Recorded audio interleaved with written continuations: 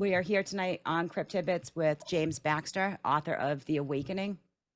Um, I'd like to call it a cryptic horror book. Is that what you would? Yeah, I think it's cryptic. Mm-hmm. And it's definitely a horror book. I've read it and it's excellent. It's very Yeah. good. Well, thank Um, you. do you do you enjoy writing about anything that catches your eye? I know that the book was kind of based in your area, so do you get your ideas from what you see every day, or did you set out to write a cryptid book for this? I set out to write a cryptic book. I typically write what I call theological thrillers, Mm-hmm. which are more um, paranormal possession type books.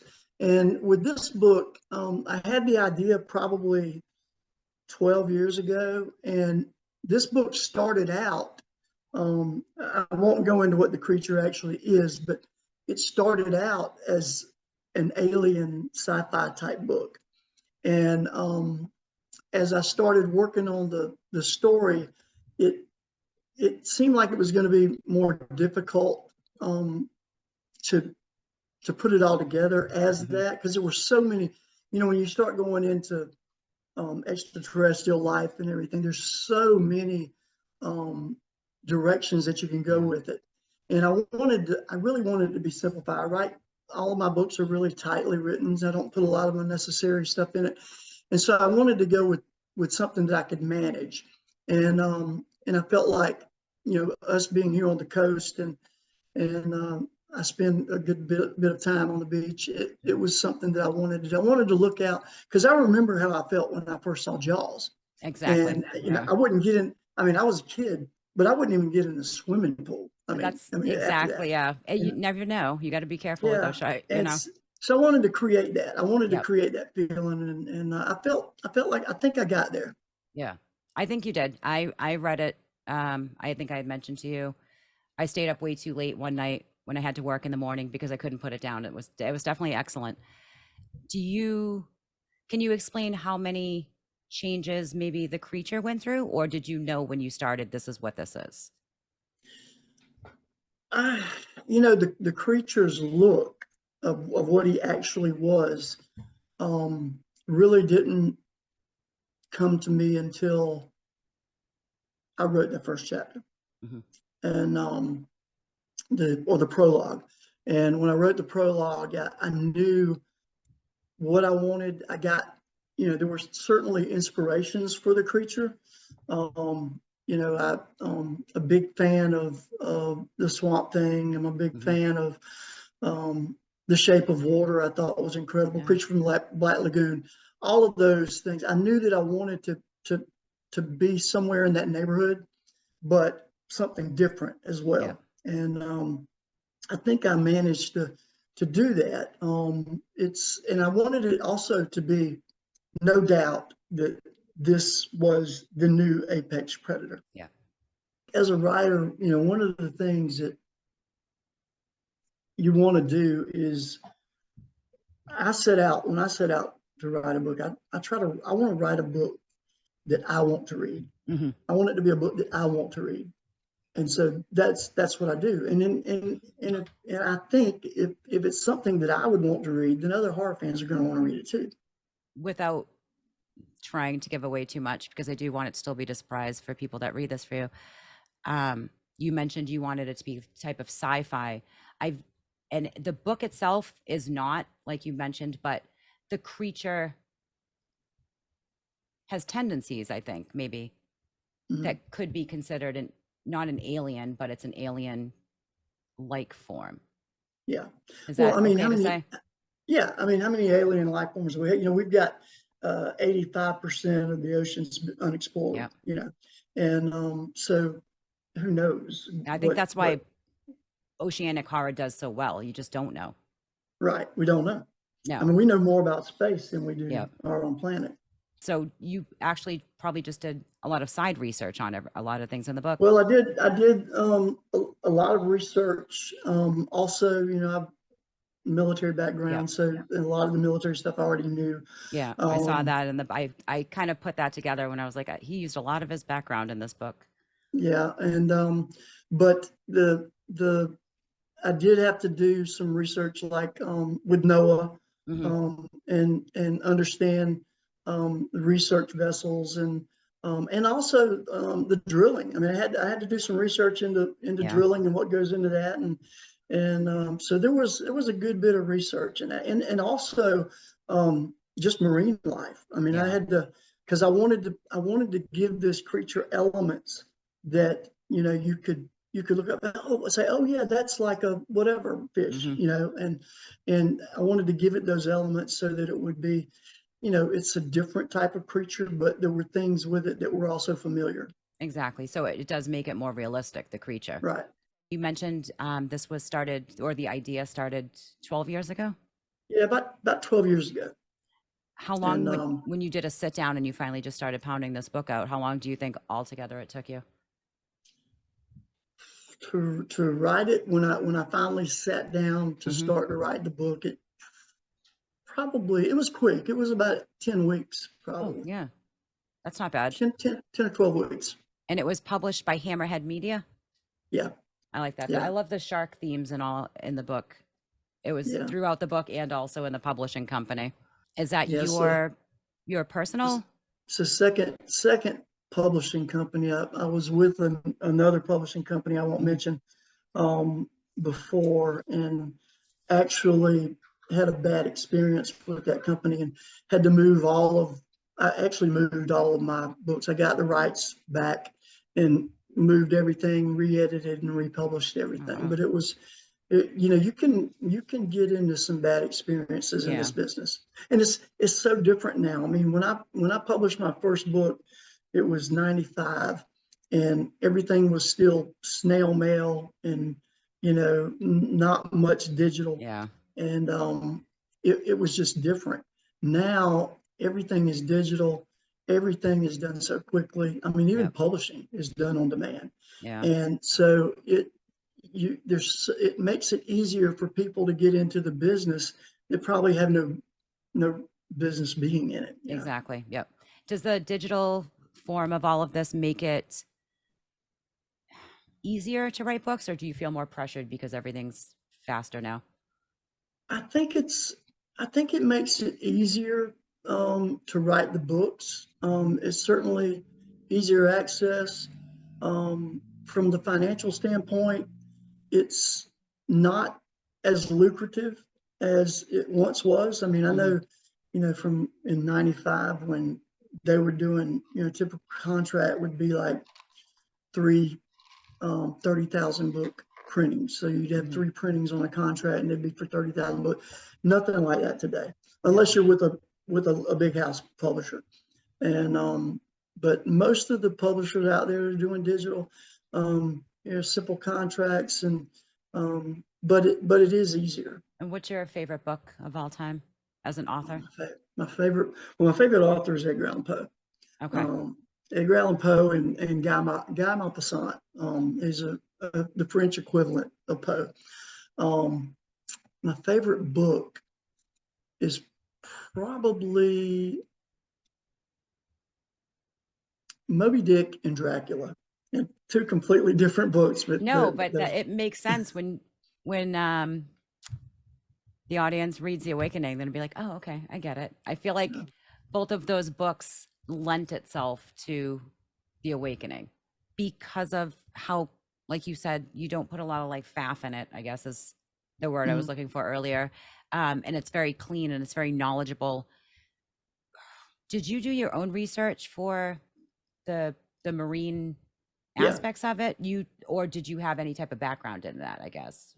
Well, I didn't have a background in the marine stuff. I did all the research on that. I had to Hmm. look. I researched NOAA. I looked at some of their expeditions that they had had. I looked at some deep dive expeditions, researched that, um, and that's where I got most of the information. Yeah. And I try to do all of my own research, Okay, because just because you I want write to be like familiar with it. yeah, and you write like you know about it. So Right. it's well done in that aspect. So that's why I wasn't sure if you had any type of even like college background in marine biology or anything like that.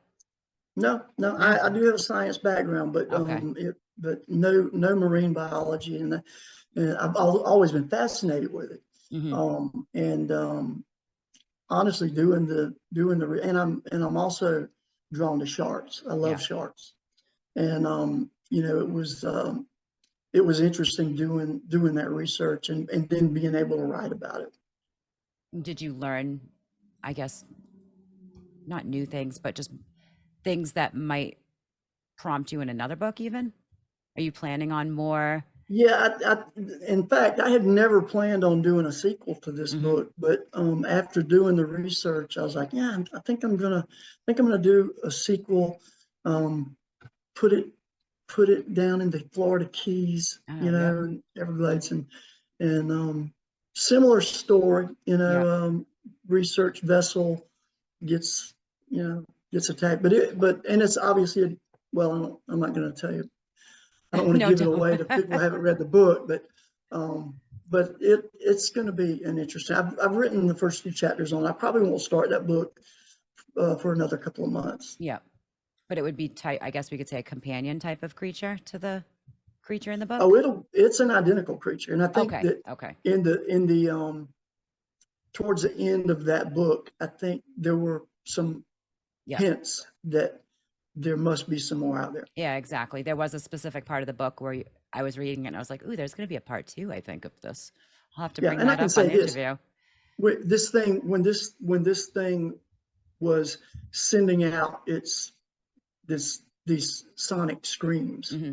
um, why would it send out a sonic scream if there weren't someone to send Yep. it to? So Exactly. I also want to touch upon, I know we're here to talk about your book and we can do that all night long. I want to touch upon your ghost hunting past also. oh god, that was a long time ago. It was really was not what I would call a ghost hunter, Yeah. but because I was a writer and I was doing freelance work, and I had this idea. We have South Carolina, or the Carolinas in general, are Yeah. full of ghost stories. Exactly. Yeah. The legendary ghost stories, and I had this idea for a column to do, go look at some of these ghosts and hunt them and write stories on, and approached the magazine. Anthony Policastro uh, owned a magazine called Carolina Style back then, and he's actually owns a publishing company now. Carolina Style is a defunct magazine now, but when I did it, he said, "Hey, you know what? I like the column. We're going to call it the Ghost Hunter," and so that was what it was, and Yeah. it was fun. It was before the ages of What it is now. having all the electronic equipment Exactly. to do it and everything. This was actually going and camping out at these sites and Yeah. seeing what we saw. Did you, and did you see what you saw? Did you have some experiences? I think That. most of the experiences I would say that I I had were probably imagination generated. Hmm. Um, you know, when the atmosphere lends Yeah. itself to that, you can hear all kind of things and see things, and Yeah. shadows become something else. Oh, So, without a doubt. Yeah. Okay, your imagination kind of runs away with you and oh everything is yeah, something after a while. yeah, I've and been it's on. worse. It's really worse being a writer because the Yeah. imagination is really running wild. Oh, without a doubt. Yeah. Yeah. I had read that you had done an article about the ghost of Alice Flagg. Yeah, that was And a interesting one. that's a popular Carolina, not myth, Yeah, but it I guess a was. legend. Yeah, it was a popular legend about a girl that was lived on the coast and fell in love with this guy that was not her family was wealthy, and they owned the Hermitage plantation Hmm. down in Myrtle Beach, well, near Myrtle Beach in Myrtle's Inlet, and they did not like the guy that she was falling in love with, so they sent her off to school in Charleston, and she and this young man continued to see each other. She got really sick. This was at a time where, there were all kind of diseases and everything. And she got really sick, came home, and she had a locket that he had given her. And when she was laying in bed sick, her father yanked it off and threw it out into the marsh of the Hermitage plantation. And she died. And so the story is that you can still see her ghost going through the marsh hunting for that locket. Oh, wow. And And you did or did and not see her ghost that night? I did not. And we, No, we even went to the original home was moved from where it once was. Nothing in the home that no. I saw, and then went to her graveside. And the rumor that the high school kids and all have is that if you go to her grave and you march around it backwards Yeah, 10 times, you can raise her ghost. And of course, attempted that and didn't see her no. ghost. There's But it was neat.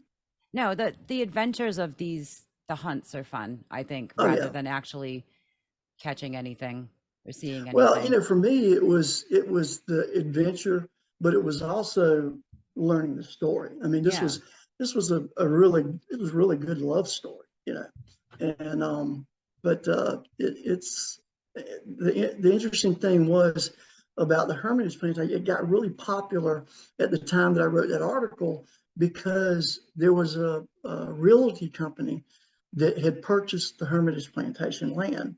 It was Scalise Realty, and they were building homes there.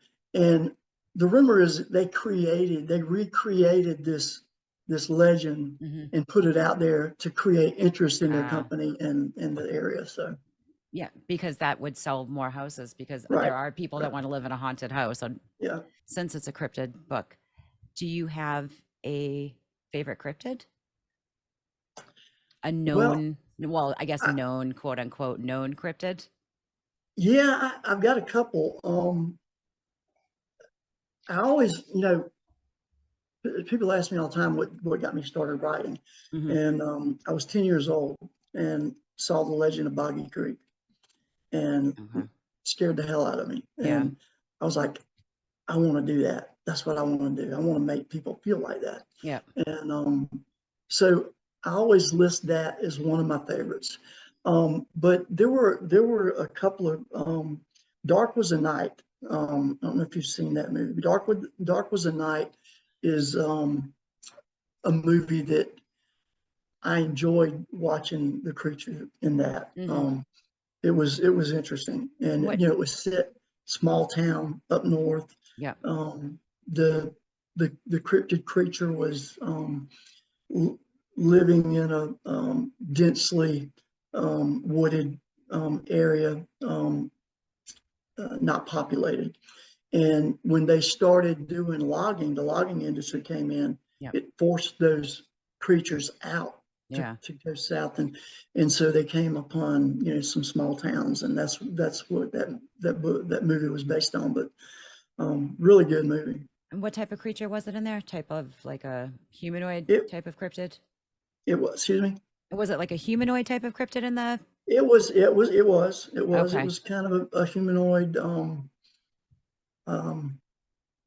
large, very large creatures, and um, very they could move in the trees, Hmm. and they were extremely violent. And cryptid movies are on the upswing lately too, which is good. There's a lot to Yeah, choose from. There's yeah, actually I think you spoke to Brad of Cryptid movie. yeah, yeah. Yep. And I love that story as well.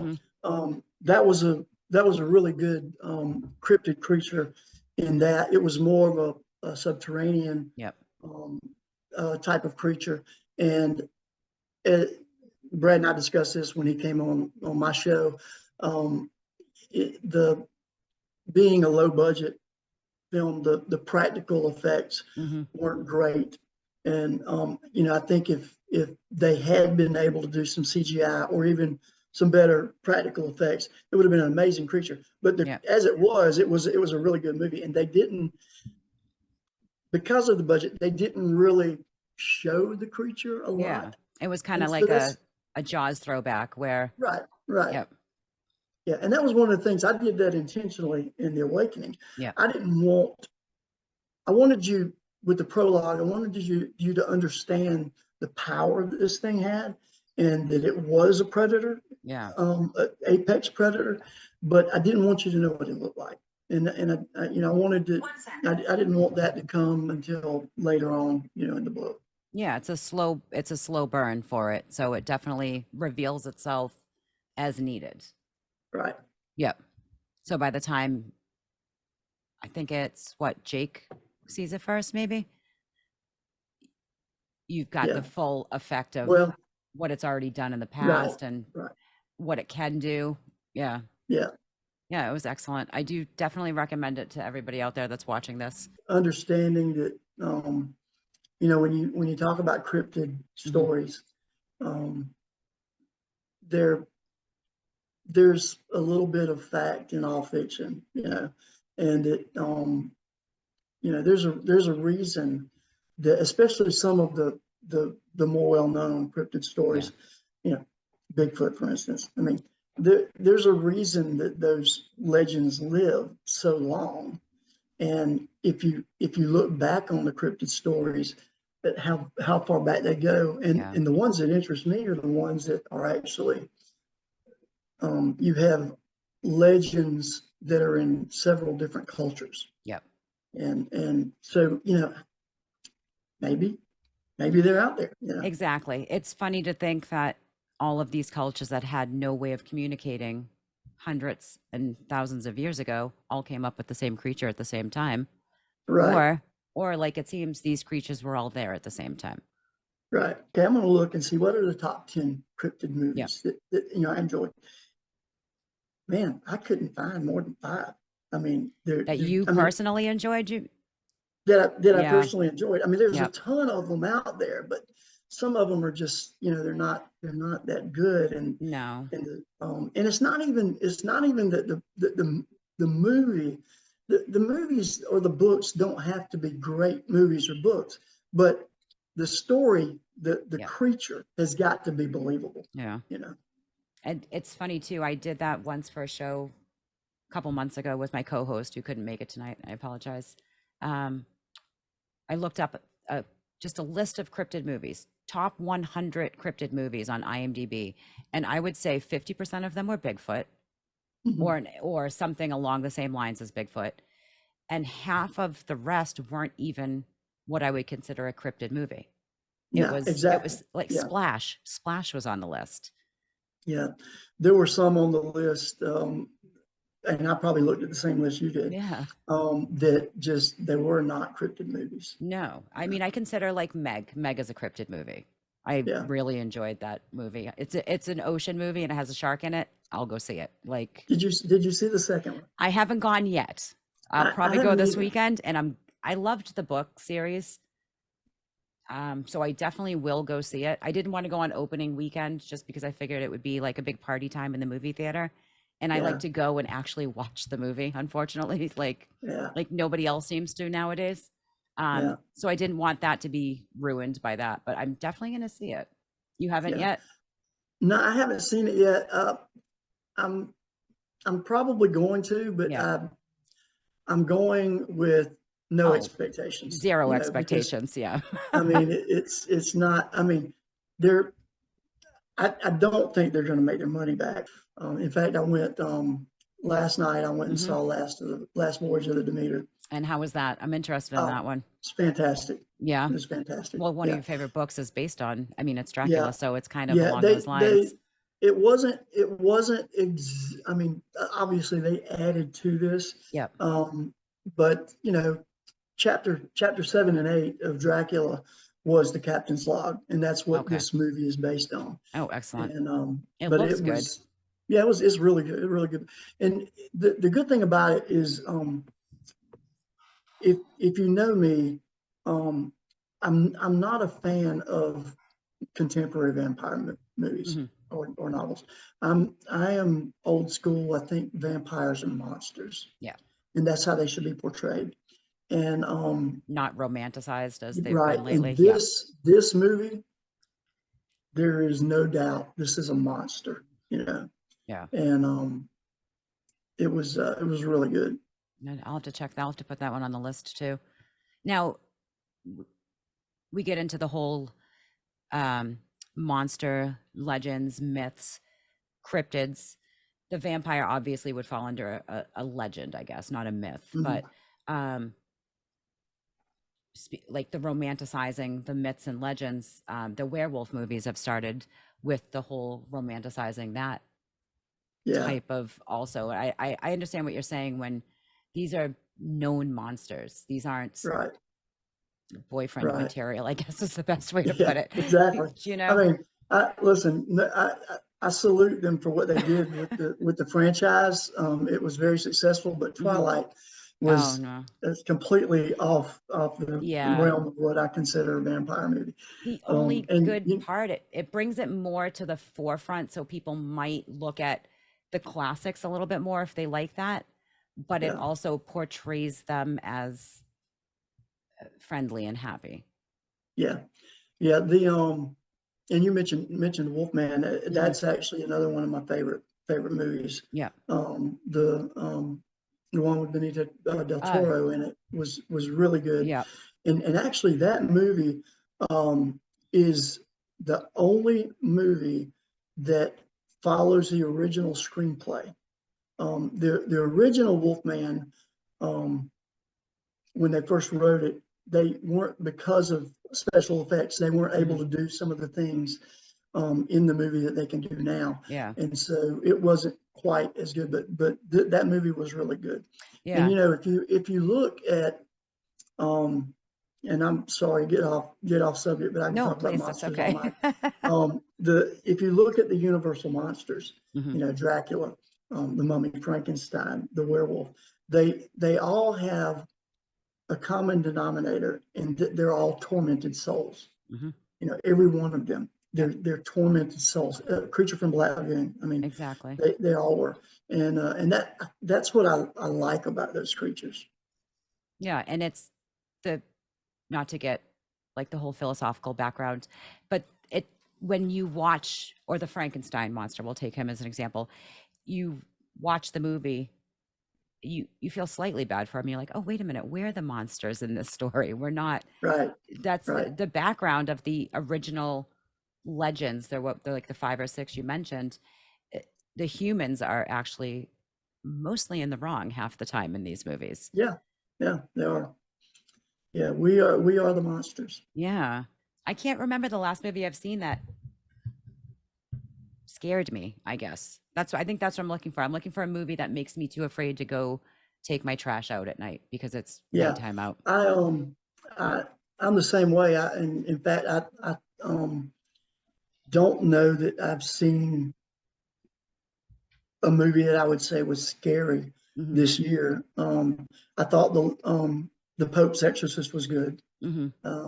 You know, it was but you know, it's another possession movie. You know, I Exactly. mean, the I saw the Evil Dead Rise wasn't scary, and I'm not a franchise fan Yeah. of that, just because I write theological type books, possession type books. Um, I don't understand the and they've done a great job, and you can't fault them. They made good money on the Yeah. Evil Dead franchise, but the they're possessed is different. They don't I don't like it because they don't follow the rules of possession. You know, Exactly. Yeah. and you know, and so they're possessed. I mean, you can get possessed by this demon and then kill someone, and then they become a demon. It's like zombies. I mean, and that's not how it works. No. And originally, I mean, the Evil Dead series was not a farce, but like it was more of a jokey Right. type of horror. So to see it change from the Bruce Campbell original movies to what it is today, Hmm. it's just trying to follow a trend, I think, of having a gory jump scare movie. Oh, it definitely gory. I mean, it Yeah. was gory and some jump scares, and the acting was superb. I mean, Yeah. great acting. That's the But thing. A lot of movies now equal gore to scary, I guess. yeah, and it Yeah. doesn't always work that way. You can And see, watch. I've never been a gore guy. I'm Yeah. not like, I'm not a slasher fan. That's Yeah. not the type of horror that I like. But I do like, Halloween, Hmm. the newer Halloweens and the original. But you know, the Friday the 13th and Scream and all those, I just don't get into that. No, or the Saw movies. I watched the Yeah, first one just to watch it, but to they just are like, well, if we can make this gross, then that's horrifying for a person. right, right. A Instead lot of of, blood. yeah, that's not what makes it scary. A movie like probably when I finally go see Demeter movie, that Mhm. seems like it would be a tense scare as opposed to a bloody Yeah, scare, I guess. yeah, yeah. It was it I don't know if it didn't really scare me because I was more excited to see the monster. Yep. And so it was but the it was a really scary vampire. I mean, Yeah. it was a monster. And there were some elements to the movie where um they weren't showing you the monster, but they were showing you what was happening. Yeah. And those, I like those. I mean, I like Yeah. those. But you're right. I mean, I haven't seen a movie this year that would make me, sit in a chair and pull my legs up and Yeah. sit I scared. can't, I I mean, haven't seen one in quite some time, unfortunately. It's kind of sad. I yeah, think, I think honestly, the last one that threw me for a loop and I was ruined for quite some time, the original Paranormal Activity. yeah, that was good. That was kind of in that whole Blair Witch era, I guess. So Yeah, they're yeah, the more atmospheric movies, I think, do yeah, it for me rather than there's a monster in the closet type of yeah. movies. Is there anything you want to leave everybody with about The Awakening? Like a, No, I just think that, you read it with an open mind. I think that, if you are a, a beach goer, um, it's something that, because I'm a beach goer and I sit in the sand and look across the ocean every day that I'm there. Um, it's something that if you read this book, you'll never look across that ocean the same. You know, I mean, it gives, because we have in our mind that the great white shark is the greatest mhm. predator on earth. And in this, you realize that there's something better, bigger.